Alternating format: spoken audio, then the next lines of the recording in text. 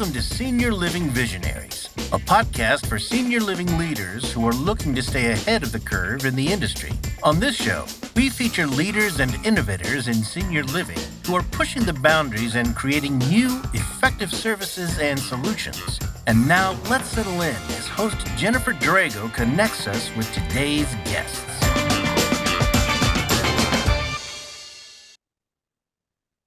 Welcome to Senior Living Visionaries, where we showcase the leaders and innovators in the field of senior living. I'm your host, Jennifer Drago. I'm a strategy and governance consultant and CEO of Peak to Profit.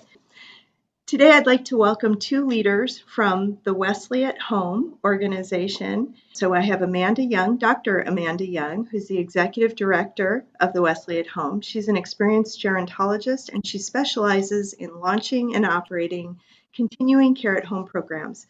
Some of my favorite programs to work with and to talk about. So I'm so excited that both of you are here today. She has extensive nonprofit experience and earned her PhD in leadership in gerontology at Concordia University of Chicago.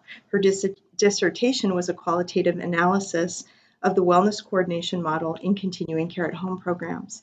And this is the third program that Amanda has worked in and helped to launch and bring to success. And so the Wesley is very lucky to have Amanda at the helm. And Elizabeth Weglein is the Chief Executive Officer of the Elizabeth Cooney Personnel Agency. And she's also on the board of the Wesley at Home. She's the granddaughter of that agency's founder and namesake. And your passion for the business, family business, dates back to childhood. Today, she not only upholds her family's strong tradition of service, but she has forever strengthened the industry as an advocate for higher standards in recruitment, training, and licensing. Remaining committed to the three basic tenets upon which the company was founded, trust, integrity, and excellence, Elizabeth has helped to build the agency into one of the most respected and reliable in the industry. I can attest to that firsthand after spending probably a good 6 months working with the Wesley at Home as an interim during Amanda's maternity leave, and then with the board on some board development work. So Amanda, I'd love you to tell a little bit more about the Wesley at Home and your new name, because I know you're very close to sharing your new brand and your new name. Tell us all about the organization, if you would. Yeah, so the Wesley at Home is a program of the Wesley Inc., and we were founded over 155 years ago. So our organization dates all the way back to 1867. Our original mission was to actually serve widows of the Civil War. Obviously, we've evolved a lot since then. We owned a community in Baltimore City, in the Mount Washington neighborhood for many years, and our organization has sold that property in 2008. This here in the state of Maryland, which is a unique state when it comes to continuing care at home. So we're lucky to be able to get through that process. We received our initial certificate of registration to operate in July of 2022. And so we've been really concentrating on educating the public here about this option because it is new. So we're out there just educating, trying to encourage people to plan ahead. And then we really decided this year to take some time and focus on our branding and trying to relay the proper message. So we're really excited that we're going to be launching our rebranding here in June. So the Wesley at Home will be no more. We will be Wesley Secure Care, formerly known as the Wesley at Home. So we're excited to launch that brand coming up, along with a lot more cohesive messaging. So we put a lot of effort behind this campaign we're about to launch. Perfect. Thank you so much for that summary of the organization. So Elizabeth, tell us about your role on the board of the Wesley and how long you've been involved. Elizabeth Weglein, and I'm vice chair of Wesley at Home, which is transforming into Wesley Secure Care, which we're very excited about. I've been a part of really helping to develop the Wesley at Home really 2.5 years before it launched during the pandemic. And it was really the board members and trustees of Wesley Inc. That realized that they wanted to do something new that was really transformative and understanding what the marketplace is and to look at caregiving in a different way. Wesley traditionally had been a skilled nursing facility, and they have been in that model for almost 100 years, and really thought of it in a new way. And Maryland's unique that we do not have a continuing care at home. And they realized that this gap in the marketplace really needed to be filled. And Wesley was really the perfect fit. The nonprofit has excellent morals and track records, and really cohesively recruited really the top experts in Maryland to be able to develop this program. One of the things that sets you apart from many of the continuing care at home organizations across the country is that you're not connected to a CCRC, and the bulk of the programs are. But I think that gives you a unique advantage in that you can potentially partner with many senior living organizations and be an extension of their mission. Tell us a little bit about that, if you would, Amanda. Yeah, I just spoke at Leading Age Maryland about this actually, and we rely on our partners to be able to provide the array of services that we're promising our members. So whether it's a home care service or if they need facility-based, we partner with other organizations and agencies to be able to provide that. And as a standalone, too, we're reaching how can we partner in other ways, which is why we're partnering with Edenwald in saying, okay, can we make this too a part of their mission? Edenwald wanted to enter the market and have this product to enhance their mission, and as we looked at it together, it was just made sense for two nonprofits to come together and be able to do something better with the resources that they have, and they're able to extend their mission into the community. And as we're talking about our partnership, other communities across the state are now kind of reaching out to us and saying, wow, this is interesting. I can work with you, and I don't need to make a huge investment to do that. Mm-hmm. As people look at expanding their mission, most of the times they're looking at building buildings, which is really costly, especially right now. So people really have to look at those alternative ways. And so partnerships is one way to do that.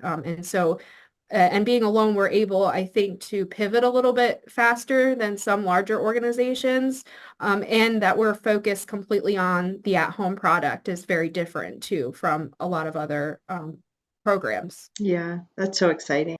All right, so you all have some questions for me about governance as you work to strengthen your board structure, your board processes. So who wants to go first? Amanda.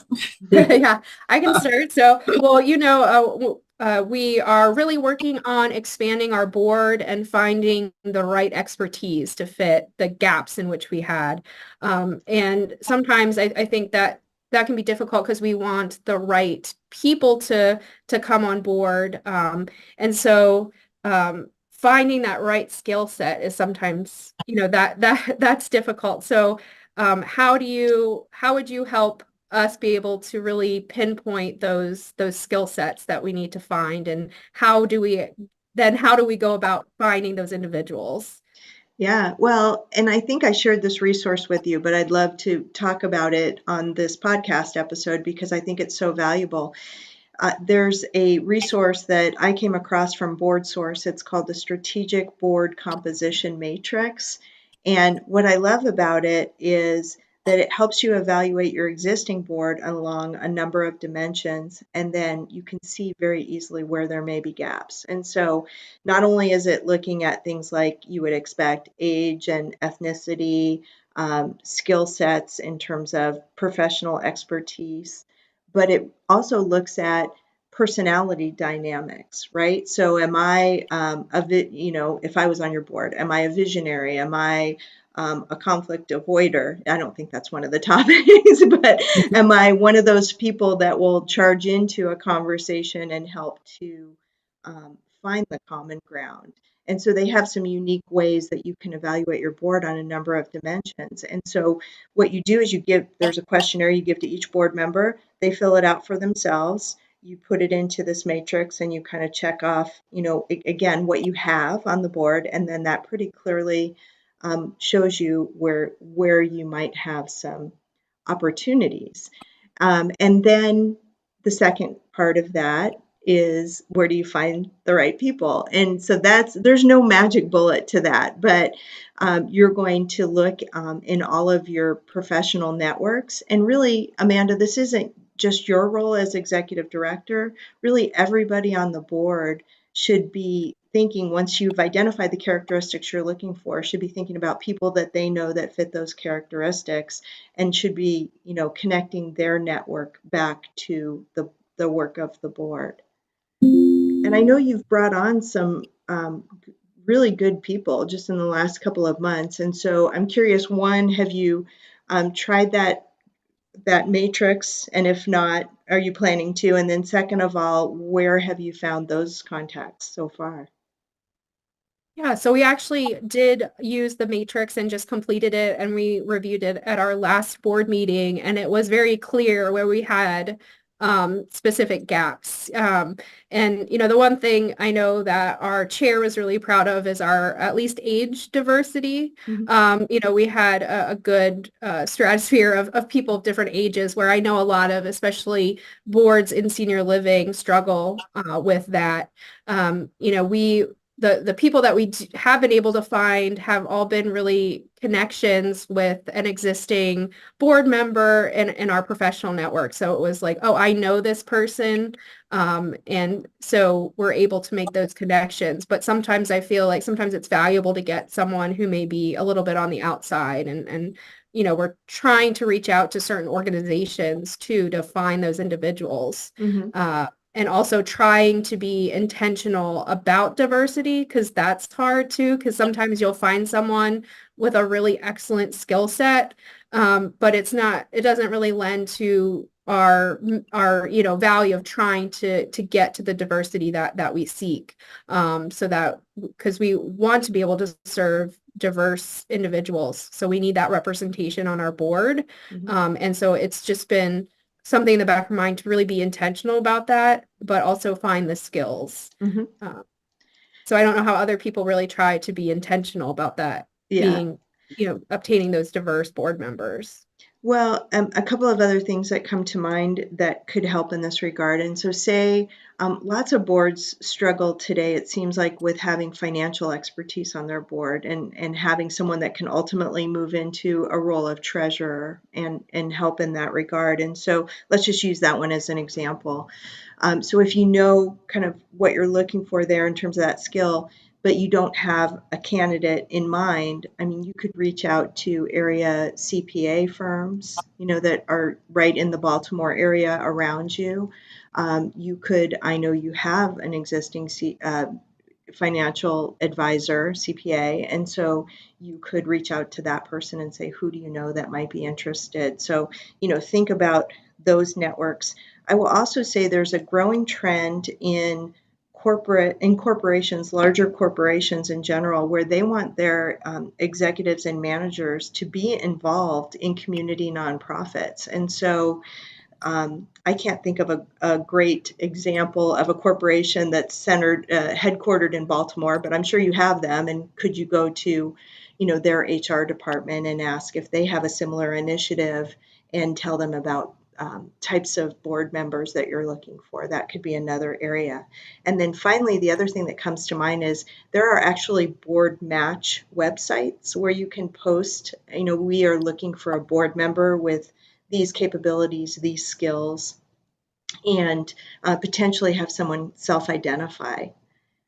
So that's another area that might be helpful. And just for anybody who might be listening, who might say, I might be interested in this board position, do you have an idea of kind of what you're looking for right now? And do you want local candidates only, or would you accept candidates that are outside of the Baltimore area?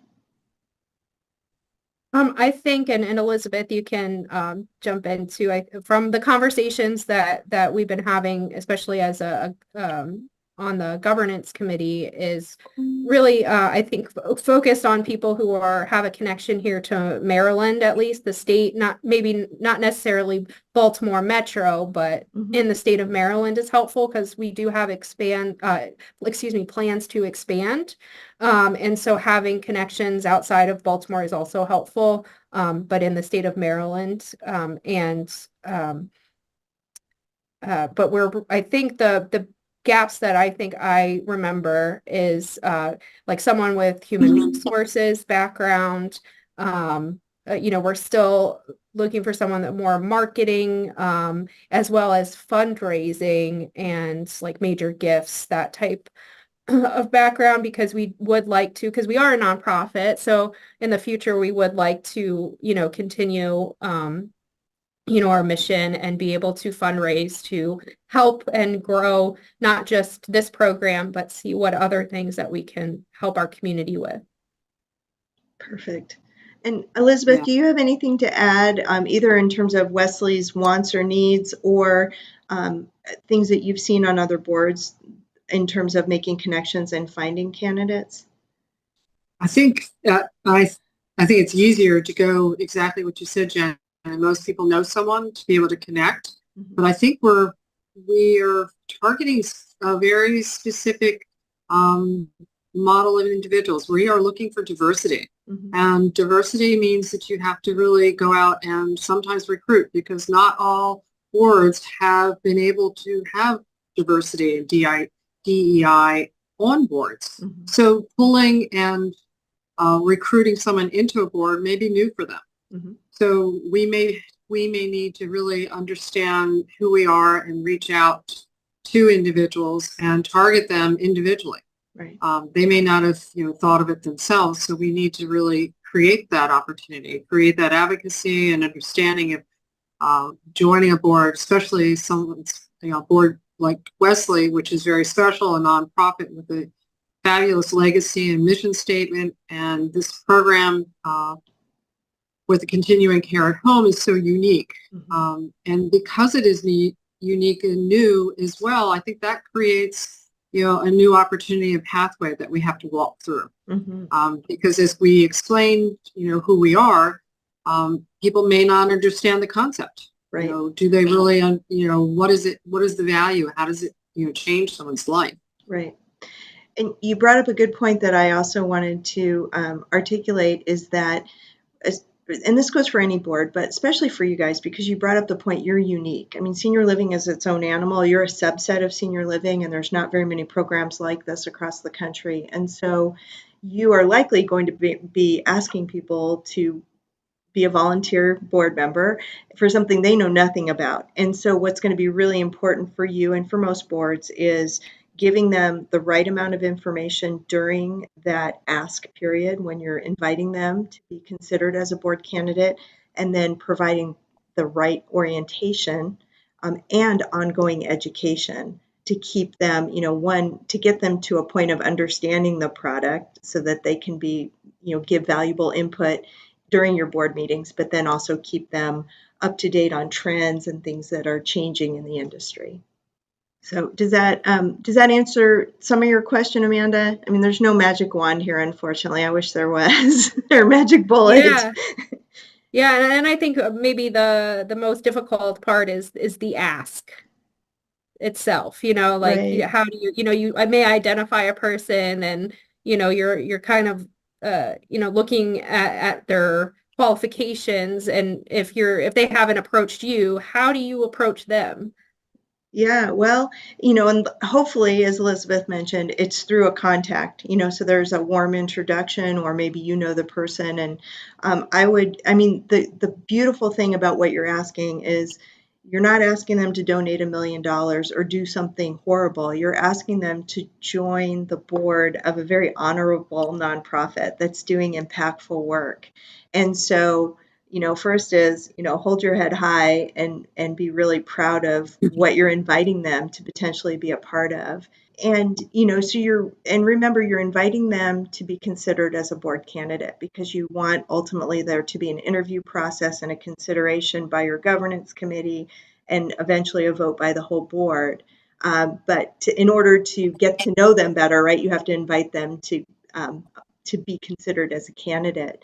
But yeah, I mean, I think it's your passion, and your board members all have this passion, which is going to speak the loudest to that candidate and sharing, here's our history, here's who we are, here's where we're headed. And to me, that's what's most exciting. And I think people want to be part of an impactful organization that has that vision that you all have, a big vision to make that impact even bigger. And so, the other thing that we didn't mention though is you want to give them details, right? When you're asking them to consider. So, giving them a copy of your bylaws is to the extent your board is comfortable with that, is completely appropriate. You want to share, if you're if you want to be considered for a board position and you're invited to be on the board, it's a 3-year term. We have the opportunity to serve three-year terms, I believe is what your bylaws say. Be really intentional about that. Be willing to share at least your year-end financials from the prior year so they can see that you're an organization that has the wherewithal to be sustainable in the long term.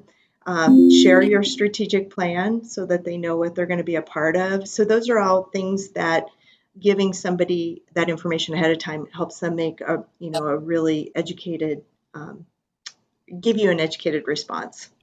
Does that make sense? That's smart. Yeah, that's smart.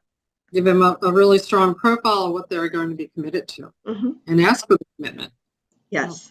Yeah, and that's important. So I had a friend who joined a board recently. She loved the mission of the organization, and it was an arts organization, and she's a performer. And so she joined the board and then found out after joining it, after saying yes enthusiastically, found out that, they had financial challenges, they had contractual challenges, so lots of things. And so I said, have you seen the bylaws? How long is your term? And they did not, in that situation, give her proper information, in my opinion, for her to consider being a board member. And so I think she will ask different questions if she's asked again. But I'd rather see us all be transparent about that up front. Oh, go ahead. Also, I would say add how many hours per month or per week that you're anticipating tapping into them. Mm-hmm.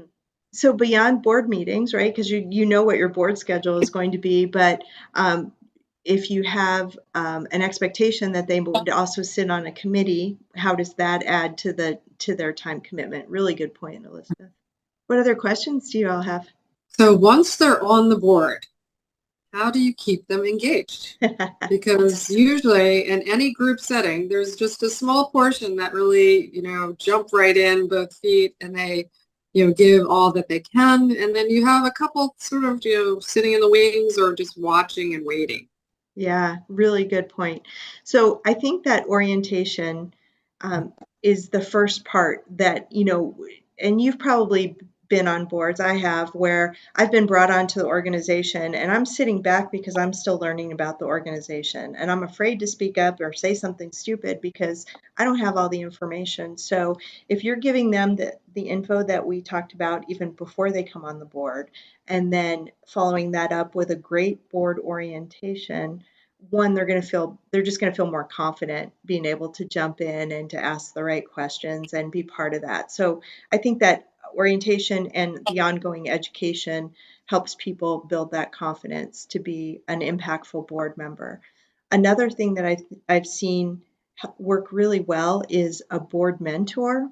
So say you brought on a new board member and Elizabeth, maybe you agreed to be that person's board mentor. Maybe you participate in their orientation and then you're checking in with them after board meetings and hopefully they develop the comfort level to contact you with any questions that you have so that, you're the person that they know most in the board and they develop that comfort level early on.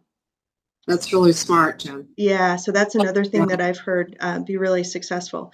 But then, to me, the key and the magic, and you all have heard me say this, is in how the board meetings are run, right? So you need super energetic board meetings with, once that person sees everybody role modeling, their own engagement, right, then you're more likely to have an engaged board, because that excitement and engagement kind of builds on each other, on everything, right? And we've talked about one of the ways to keep the energy up at board meetings and also have the important discussions when that energy level is high is put the strategic discussions. So updating yourself on your strategic plan, your board on their strategic plan, and having those discussions, talking about partnership opportunities or growth opportunities. All those things should be at the front end of the agenda. That's kind of the newer, better practice, if you will.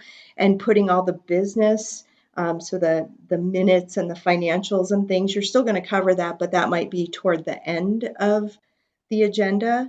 And then what works well in the middle of the agenda, if you have time, and you may not be able to do this at every single board meeting, is some sort of generative discussion. And you prepare your board members with a question that everybody's going to discuss for 15 or 20 minutes during your board meeting. And it's generally something that they can think about that pertains directly to the business or to a shoulder industry or to potential partnership opportunities. And everybody's thinking outside the box, and that's why it's such a great conversation. And the way that you ensure that everybody's involved in that is, if they don't speak up, then you ask them for their thoughts, right? So the board chair has to be ready to ask people who are kind of silent to participate when they're not doing that. But doing all those things, formulating your agenda the right way, having the energy, and then everybody role modeling that participation, I think will lead to engaging board meetings. And our board meetings, the only thing we need to engage board members on? No. I mean, we want to invite them to events, and we want them to feel included and recognized and valued. All of those things go into board member engagement. But I feel like the meetings are key. And you've probably sat on some boards before that have not been engaging in terms of their board meeting structure or process. And that alone can just be a killer, where, I mean, I've told myself before, like, I cannot possibly sit through another board meeting of this organization, which is a shame because I probably had something to contribute. What other ideas come to mind for you guys about board engagement?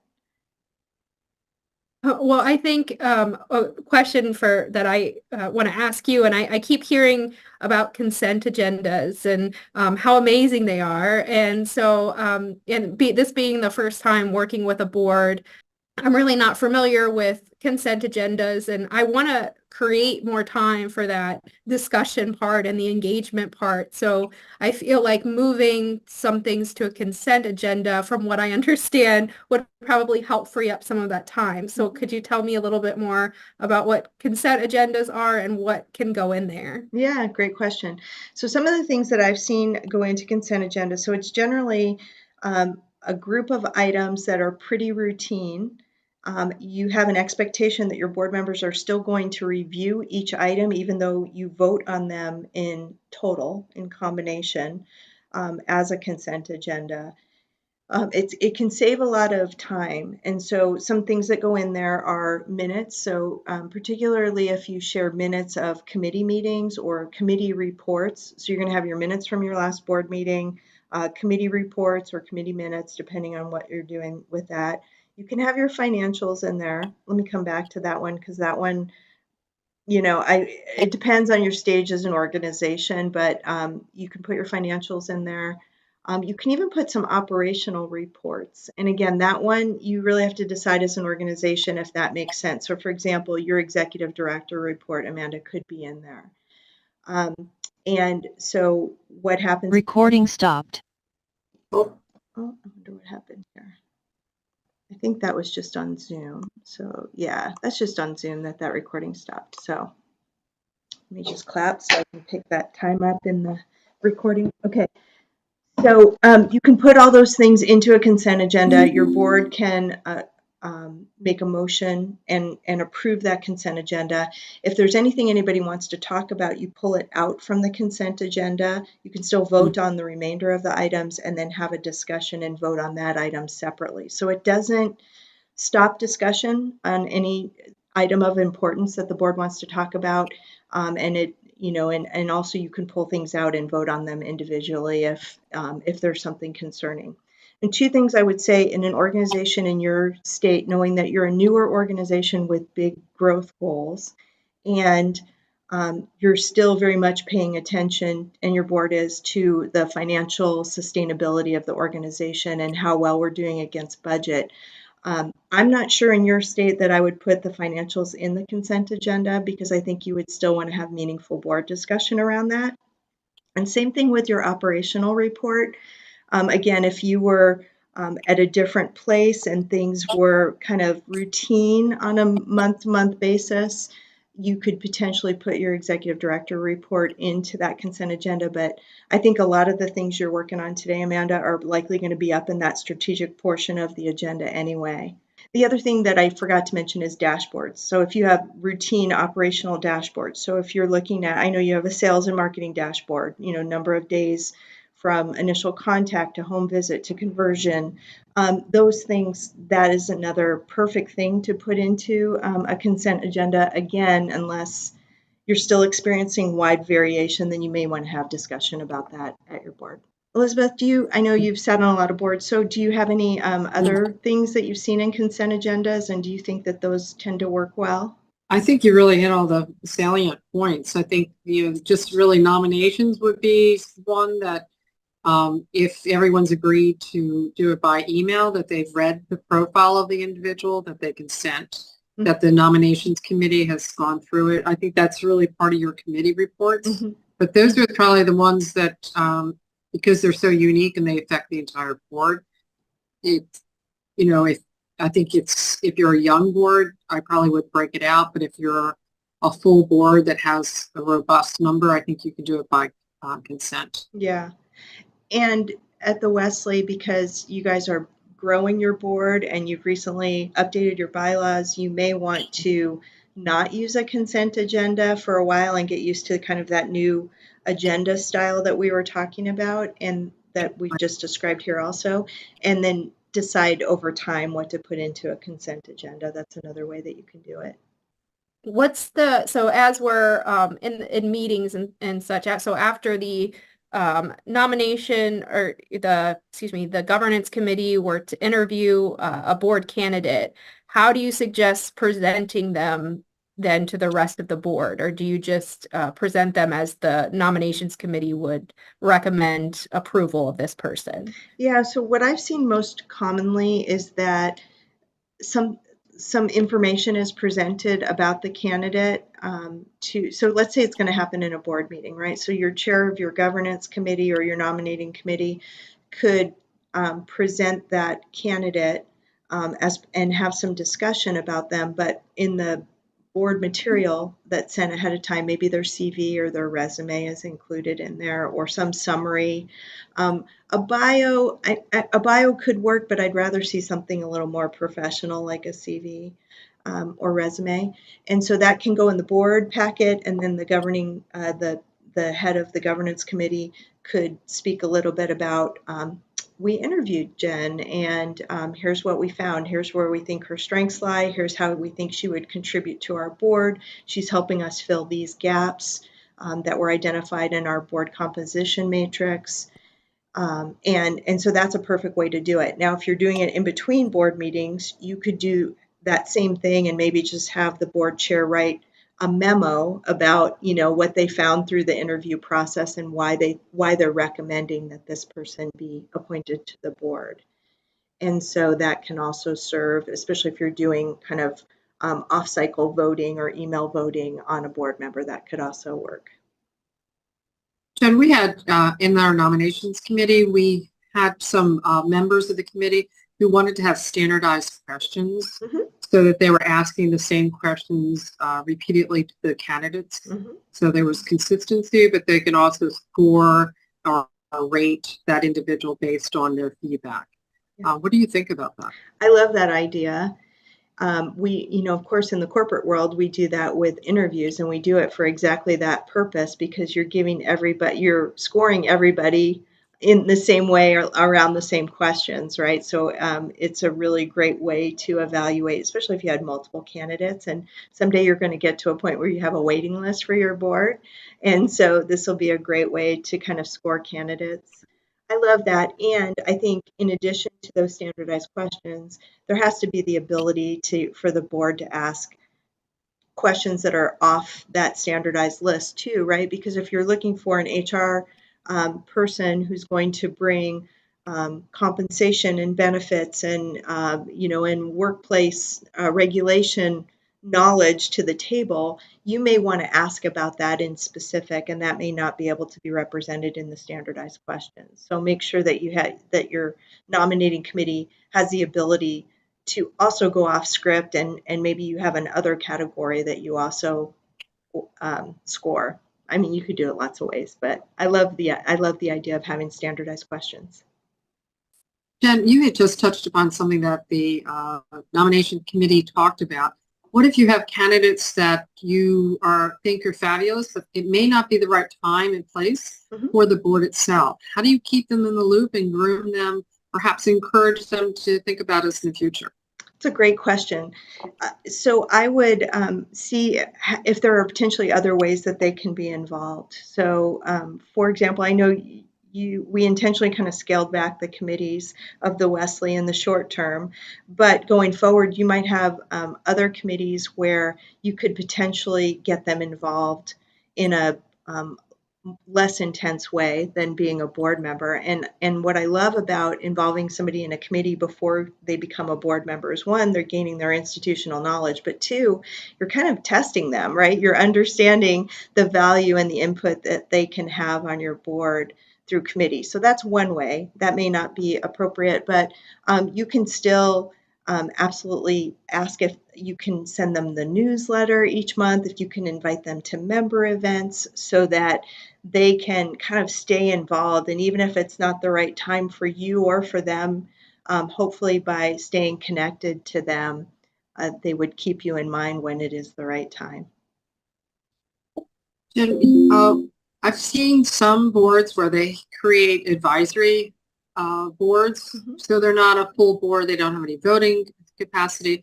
They still have a status, and sometimes they offload their retiring board members into it to keep that institutional knowledge and commitment, but also use it as an indoor for new potential board members.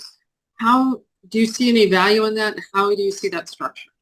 Yeah, it's a great question. So, and I know the Wesley added an advisory category to your bylaws, whereby I don't believe they're voting members, but they do exactly what you described, Elizabeth, which could be a new person kind of learning about the organization who's in a true advisor, who you would consider a true advisor to the work that you're doing, and or the retiree status.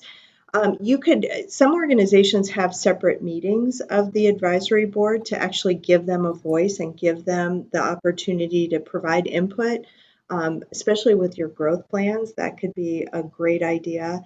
Not just to say, so what your retirees, the folks who are coming off the board and who have been long-term board members, they're going to share with you what their concerns are and what their fears are, which are just as important to know, because your board members are probably having some of those same concerns but may not want to voice it. So it's a great sounding board for so many ways, but you're also, I think, going to get some really innovative and out of the box thinking when you're not involving them in a board meeting. Now, you can also involve them in your board meeting and just recognize in the minutes that when they speak, that they're a member of the advisory board. And when you vote, make sure that you recognize that those members are not part of the voting or part of the quorum. So there's lots of ways to do it. I love having separate advisory board meetings when you have a few advisory board members, because it does give them their own time to have a voice. Maybe a couple times, maybe once a year, maybe twice a year, but it still could be really valuable.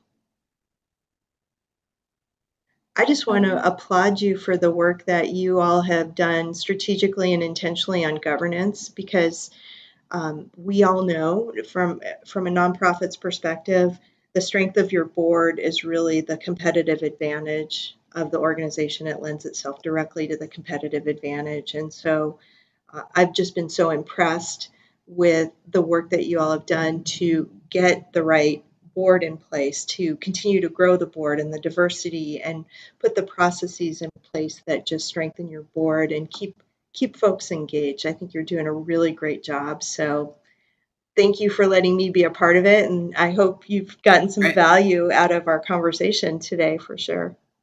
Oh yeah, no, thank you. Yeah, I know I've been, your work with us has been so helpful in getting off the ground. And as like I said, because it's my first time working with a board, I really didn't know where to start. So it was really great to kind of learn. I've just been learning a lot, and going to some of these conferences and just listening to the topics on governance. I've just been soaking it all in and coming back and trying to make our organization and our board better all the time. So yeah.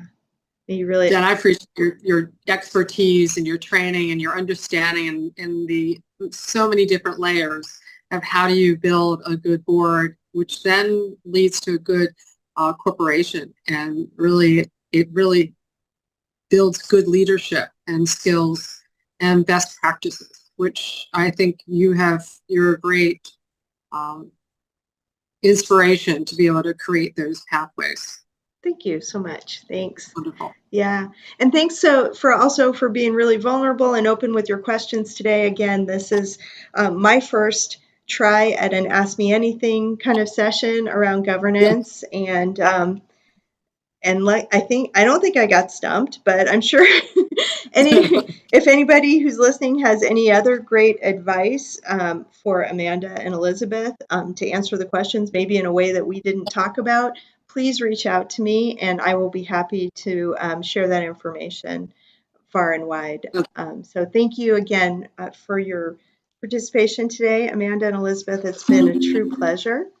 And you've been listening to Senior Living Visionaries podcast. I'm Jennifer Drago, and I hope you'll join us next time as we continue to explore the cutting-edge ideas and breakthroughs that are shaping the future of senior living. Thanks for listening, and please subscribe to Senior Living Visionaries on your favorite podcast platform or at seniorlivingvisionaries.com. We'll see you next time. Bye. You've been listening to the Senior Living Visionaries podcast and radio show, where we showcase the leaders and innovators in the industry who are pushing the boundaries and setting the stage for the future in senior living and services. Join us next time as we share the bold ideas and breakthroughs of the industry's most forward-thinking leaders here on Senior Living Visionaries.